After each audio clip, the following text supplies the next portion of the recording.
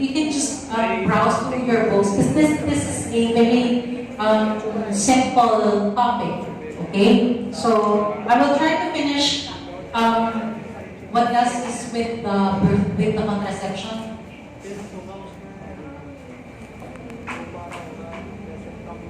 This is 24. 24. That's 24. I think everybody the 25th edition. You go with the 25th edition. I think I shared the 25th edition with you. You don't have it. I have it here. You copy after class. Okay. Those who don't have the 25th edition of the book, you can copy with from me or you can copy from your classmate. Okay. Let's use the 25th. Okay. So this is contraception. Objective here is to review the reproductive system very fast. Please don't worry, very fast. To learn about the various methods of contraception or birth control to prevent pregnancy, plus also to prevent your sexually transmitted infections or your STIs. So for the review of the reproductive system, I'm just showing you this. I just want to remind you, since you will be copying this, I will not be mentioning the notes that I made. So please just read the notes, okay? And also read your books. So this is the reproductive system of the female. So of course you have the fallopian tube, you have the ovaries, you have the uterus, you have the cervix, and of course the vagina. Very simple. Reproductive system. Female. This is just the side, on the side, showing you how they are related to the bladder and also to the rectum at the back, or the posterior portion. That's it. So we go to the menstrual cycle. Very good review of the anatomy of the female. Yes. So the menstrual cycle, we know that when we were in our mother's womb, the female has quite a number of follicles, and then as the fetus grows, and then the fetus is delivered, becomes a neonate, and then up to puberty, we now have like around 200,000 of follicles inside of us. But not all of this will come out as eggs. Okay? We will have a few chances because most of them become atretic. Okay? They will not grow. But if the follicle grows, it becomes mature, it will rupture and give out the egg cell. We will have a chance to have fertilization. Okay. We will have a chance of that egg cell to get fertilized. It flows goes through the fallopian tube, and then of course it will implant in the endometrium. The endometrium, if it is thick, because it's getting ready for implantation, if there is fertilization. But if fertilization does not happen, it is going to slough off and become menstruation. And then, after menstruation, the endometrial lining is very thin. Okay? And then again, it will proliferate, become thicker again, and the cycle goes. Okay? That's our menstrual cycle. Very fast. Okay. But we don't have to forget the main reproductive system because they also contribute to contraception. Later on, we will find out how. So this is the main reproductive system. You of course have the urethra, the penis, the testis or the testicle, and of course the scrotum. Of course, not as big as this, smaller. Okay, that's on the sides. Okay. So STIs and pregnancy prevention can be done by abstinence, hormonal control, or even non-hormonal methods. Okay? So, it was purposely left blank Because I have a question. What is the most effective method of preventing pregnancy and STI? Why do you know that? You know that from the other class. No? You are very intelligent there. Yes. So that you will not have any pregnancy. You will not have any sexually transmitted disease. Do not do anything. Because if you keep on doing something, you will have something else. Okay? Abstinence. Very good. Very intelligent of section A. Yes. Abstinence. I hope you are abstaining. Oh. So what is abstinence? So this is actually avoiding intercourse. When you say intercourse, it involves the penis and the vagina, of course. Who among you does not know what intercourse is? You do not know, huh? I thought section A was very good, very poor. Aside from this, we should also avoid oral sex. Okay? Because this still would involve your sex organs and of course, even the anal sex. Okay? I will not tell you how it's done. Please do not ask me how it's done. Maybe tonight you can practice if you want. Practice abstinence. Okay, you avoid the genitals, okay, genital contact. So, abstaining is not necessarily forever. And it is not only for virgins. So,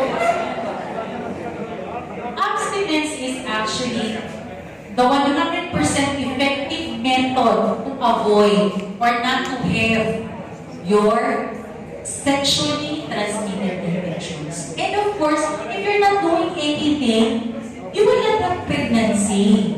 So you just study. Okay? Abstain. After graduation, if you're already doctors, go. But not now. You will still have your clerkship. And pregnancy, if you do not have vaginal, anal, or oral sex, or any skin-to-skin contact, not actually that, skin-to-skin, you can have alternative ways to be intimate with your partners. I do not know what your partners are of the same sex or of different sex. It depends on you. Of course, have to depend on you. Please, do not do this now because you will still have your clerkship. If you get pregnant, I hope you don't get STIs. Alternative ways. What are the alternative ways of getting intimate without getting pregnant? Emotional. What else? Just sharing of interest. Just have your eye contact. You just look at each other. You look at each other until you melt. Just look at each other until you can have hugging. Oh, you can hug. You cannot get pregnant by hugging. Up to hugging only. You can hold hands. Okay? You can hold hands. Just the hands. What else? Physical contact. You are allowed to have until toy kissing. Okay, you can kiss. Kiss all you want. Okay? You can kiss. Only kiss. Stop. Okay? Control. But if you cannot control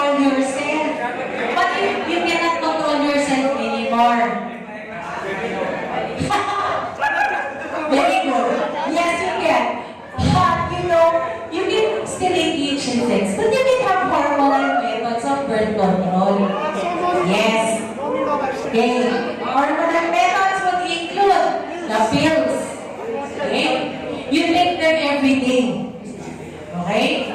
That is our later. We will discuss later. You can go toilet kissing later, not now. A hormonal method that contains your hormones, like your estrogen and your progesterone.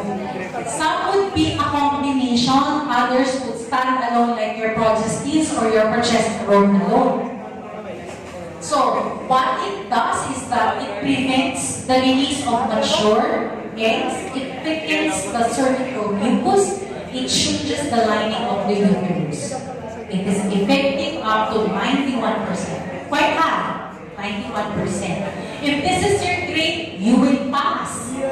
With flying colors, you can take pills if you want to pass. So, the good thing about this is it is reversible. If you don't want to take the pills anymore, you can stop. Okay? Anytime, you can stop. Okay? So, these are just very simple and easy ways. Okay? In the notes, kindly just read the advantages and the disadvantages. I will not discuss for purpose of time. Okay? This is how an oral contraceptive pill would look like. This is for one side. Okay? So you take this every day. There is another way. This is your transdermal patch. This is a patch that releases hormones through the skin. This is a thin, smooth beige patch, just like your Band-Aid. Okay? You have big Band-Aids, right? Not just a small one. You have big Band-Aids, just like it's just like your Band-Aid. So, what it does is the same as what your pills would do. It would prevent the release of the mature egg. It would thicken the cervical mucus, change the lining of the uterus, and also it's 91% effective. Okay? This is how it looks like. See? That's like a Band-Aid. Okay? This is a patch. You can place this patch on the buttocks. Okay? You can place it in the upper arm, the lower abdomen, or even the torso. But do not place that on the breast. Okay? You don't place that on the breast. Because one of the side effects of having this hormonal therapy is actually breast heaviness. Headache. But breast heaviness will be very bothersome. It feels like you have very heavy breasts. You will fall down because of such heavy breasts. Okay? But I think this would be good for those with small ones. Yeah. You ask me later, I will give you the brand. Yes, we have hope. Okay. So, that is your transdermal patch. The transdermal patch, you can let it stay for like 1 week. So after 1 week, you remove it, you replace it. You do that for 3 weeks, and then you don't, on the 4th week, you give it be for 7 days so that you will have your menstruation. Okay? And then after the 7 days of the 4th week, you start another cycle. Okay? So your contraceptive pill, you take every day. If you cannot take it every day, you try the patch. It's every week. Okay? If you cannot take the patch, if you can still forget to put the patch on, maybe you can try the vaginal ring. Okay? The vaginal ring is soft and flexible. It is inserted into the vagina. The ring slowly releases hormones while inside the vagina for 3 weeks. Okay? So, if you cannot take it for every week, every 3 weeks. Okay? This prevents the release of your mature egg, just like all the rest. That's something with the mucus and the lining, 91% effective. This is how a vaginal ring would look like. Okay? Also known as intrauterine device? This one you just put inside the vagina. The IUC or IUD, you put inside the uterus. We will discuss it a few slides more. So, you now have your Depo-Provera. If you cannot, if you are uncomfortable with taking it for putting it for 3 weeks, you can have this for 3 months. Okay? Every 3 months. So you have your Depo-Provera. This is an injectable contraceptive. This is an injection of progestin administered every 12 to 13 weeks. This prevents, again, the same things that it prevents the others. The good thing about your Depo-Provera is that it can be given for those with irregular menstruation or those with dysmenorrhea secondary to like endometriosis, adenomyosis, or the likes. This could be therapeutic for them. Okay? The thing about your Depo-Provera is you do not menstruate. You can have spotting, or you can still have menstruation, but not as much. Okay? This is your Depo-Provera. The Depo-Provera is 94% effective, so higher. Okay? There is another contrast. This is how it looks like. It is in a vial, which is extract the diluted hormone there, and then you inject. It's in your injectable. There is another one which I actually failed to put here because during the time that I was preparing this, it was under temporary restraining order, so I did not place it here. But the restraining order was actually lifted, and this is your implants. The implants would be for 3 years. So you have every day, every week, every 3 weeks, every 3 months, every 3 years for the implants. But I did not place the implants here. Because during those time, there was a temporary restraining order because, you know, the Catholic Church has been questioning the contraceptive because they think that it could be abortifacient. But I think that they have already proven that it's just contraception and it is not being used as an abortifacient. Okay? So we have those. That's for 3 years, the implants. It's called implanon. It's like a stick, it's like a small stick which is transparent or whitish in color, and then you can put it in here. It will not be very, it will be inconspicuous. Okay. This is your intrauterine contraception or intrauterine device. This is actually a T-shaped device that is inserted in the uterus by a trained doctor or nurse practitioner. There has to be a training because there are techniques in putting the IUD inside of the uterus. Okay, you use uterine forceps. These are large forceps that are used for inserting your intrauterine device. You have 2 types. One is without a hormone, which is only composed of plastic and copper. This is the copper intrauterine device. And there is another one which contains your progestin. These are given to those with problems in the uterus, but of course they can still be given to regularly to regular people. So this is the levonorgestrel releasing intrauterine system. So if you would see, the effectiveness of this is almost 100. It is 99.8% effective. Because this is like putting a foreign body inside of the uterus. So this is how it looks like.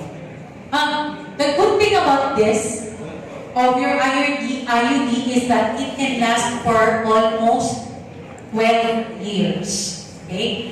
Before, they say it's only up to 10 years, but the latest IUD that are produced and given to us can last up to 12 years. Okay? And the good thing about it is that you can remove it anytime you want. Not you, of course, the doctor. You tell your patient that they should not be removing it themselves. Because why? There is a strain. It has a strain. Okay? So, this is how it would look like. See? That's the copper T. That's the copper that's like moving around. That's just plastic. And it has a string. See that the one on the palm is as small as that. Okay? You look at your palm, and that is very small. Okay? So you see, inside the uterus, if you see that, it's inside the uterus, and then it has a string. Upon putting it, the string is long. Okay? So, those of you who are planning to have intercourse with a woman who has just been inserted an IUD, please be careful because you might get strangulated. Okay? No, anyway, during, after like some time, you go back, you come back, and then we will cut the string to a comfortable size. Okay? As long as it's still outside that of the cervix. Easier to see if it is still intact. Okay? So, it is like, this is like an intrauterine device. So, hormonal contraception. The side effects that may occur during the first few months of hormonal contraception include the following: irregular bleeding or spotting. So you can actually expect this. Okay? There can be nausea. There could be mood swings. So some of you tell the husband that sometimes they will have monsters in the house. Okay? Because they will have mood swings, there are bloating, breast tenderness, and even headaches. Okay? This is because of the fluctuating hormones. Yes, very good. Hormones. So, it will stop in a few months, like 2 to 3 months. Your body is going to get used to the hormones. So, all of the symptoms are supposed to go away. Okay? Now, this is emergency contraception. I did not put here the dose because Samra might use it tomorrow. Okay. So, for the emergency contraception, it can be taken up to 5 days after intercourse. Please remember that we do not give the emergency contraception to the irresponsible people who does coitus without thinking that he could impregnate the woman. Or for the woman who is also irresponsible, not thinking of herself that she can get pregnant. Because the responsibility is not only that of the man, or not only that of the woman, but it is the responsibility of the two of you. Because you did not just lie there and you did nothing, right? Both of you were participants, so both of you are responsible. Right, Samra? Okay. So, the sooner that it is taken, the better it works. This, what it does, is to delay or prevent the release of an egg cell.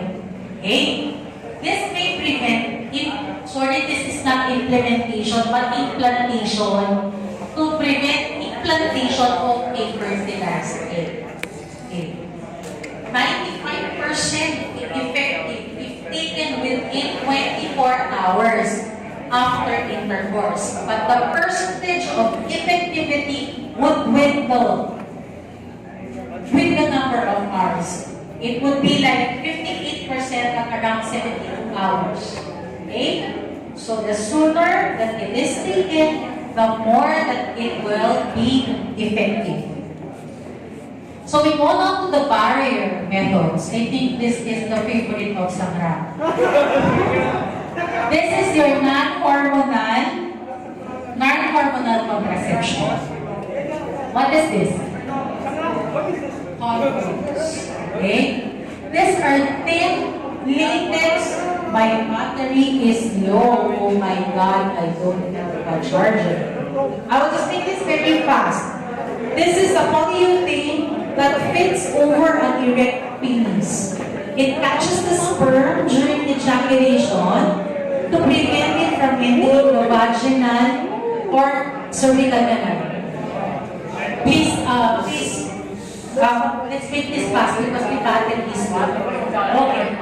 So typically, please, typically this is effective 82%. It reduces but does not eliminate the spread of your STI and HIV. So this is very good, okay, for the prevention of your STI. If you remember, most of the pills and other things, they do not prevent STI, but a condom does. If you are actually planning to have intercourse with a high risk intercourse, you can actually double the condoms. You double the condom, but they say that it has lesser sensation, but you will be safer. But you know, for you to be safer, abstain. So see how colorful they are? They are very colorful. They come in different flavors. Right? They can have fruit flavors. They can even have chocolate flavor.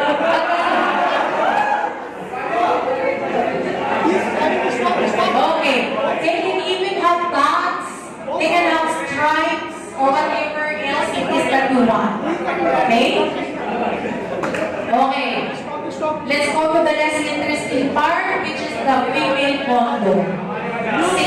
Same material. It is made of same materials. It is inserted into the vagina and provides a physical barrier to prevent sperm from entering the cervical canal.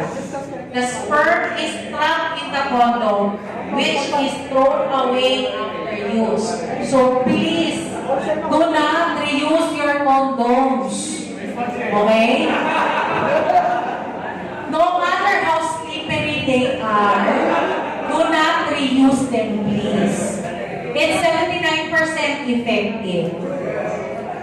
This is how it looks like, the female condom. It is inserted there in the vagina. So, sponge and spermicides are not used much because it can actually irritate the vagina and there is an increased risk of STIs with the use of these sponges and spermicides, aside from having a low effectiveness of 75 to 88%. This is how a spermicide would look like. Okay? I'm almost done. We have surgical methods. Okay? For the surgical methods, this can be done a female or a male. Okay? So for the sterilization, we have tubal ligation of both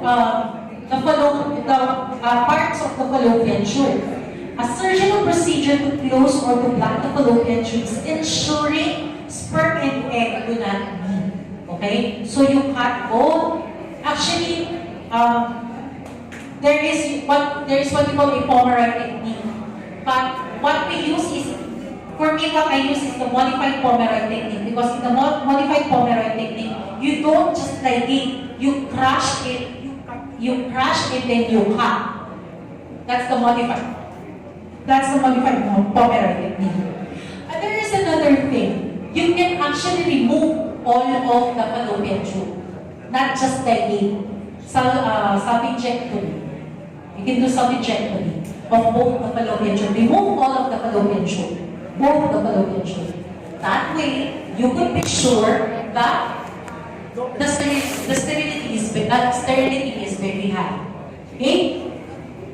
For the male, you do a vasectomy.